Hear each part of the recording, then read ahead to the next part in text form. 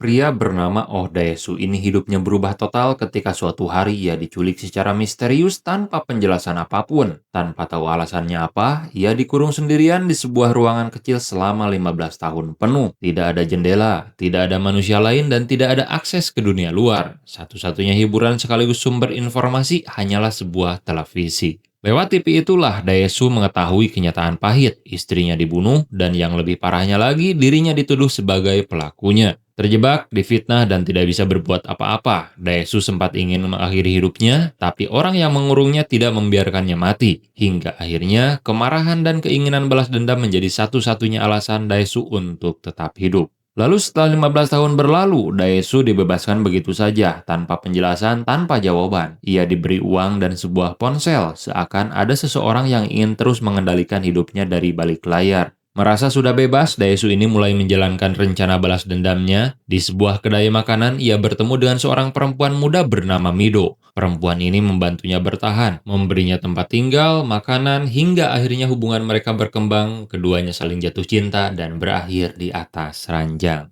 Penyelidikan Daesu akhirnya menemukan titik terang ketika ia mengetahui adanya kelompok rahasia yang menyediakan jasa pengurung manusia. Dan merekalah yang selama 15 tahun ini memenjarakannya. Tanpa ragu, Daesu menyiksa ketua kelompok itu dan mencabut giginya satu persatu demi mendapatkan informasi. Dari situlah penyelidikan mengarah pada satu nama, yaitu Li Wujin, pria kaya yang berkuasa yang ternyata adalah dalang di balik semua penderitaan Daesu. Wujin mengungkap bahwa apa yang ia lakukan bukan sekedar hukuman, tapi balas dendam yang direncanakan seumur hidup. Namun ia menolak memberitahu alasannya. Ia justru menantang Daesu untuk mengingat sendiri kesalahan apa yang telah ia lakukan di masa lalu. Penyelidikan itu membawa Daesu kembali ke masa SMA. Di sanalah ia mengingat satu peristiwa kecil yang ternyata berdampak besar. Daesu pernah menyebarkan gosip tentang hubungan terlalang Wujin dengan saudari perempuannya sendiri. Gosip itu menyebar luas dan berakhir tragis. Sang saudari bunuh diri. Namun balas dendam Wujin belum berhenti sampai di situ. Dalam pertemuan terakhir mereka, Wujin memberikan sebuah kotak berisi album foto, dan disitulah terungkap fakta paling kejam.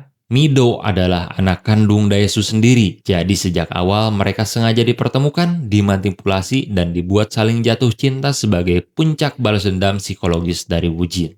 Hancur total, Daesu dipenuhi amarah dan ingin membunuh Wujin. Tapi ia tak bisa berbuat apa-apa karena jika melawan, Wujin akan membuka rahasia itu kepada Mido. Demi melindungi anaknya, Daesu rela melakukan apapun. Ia memohon merendahkan diri sendiri, menjilat kaki Wujin, menggonggong seperti anjing, bahkan memotong lidahnya sendiri agar rahasia tersebut terkubur selamanya.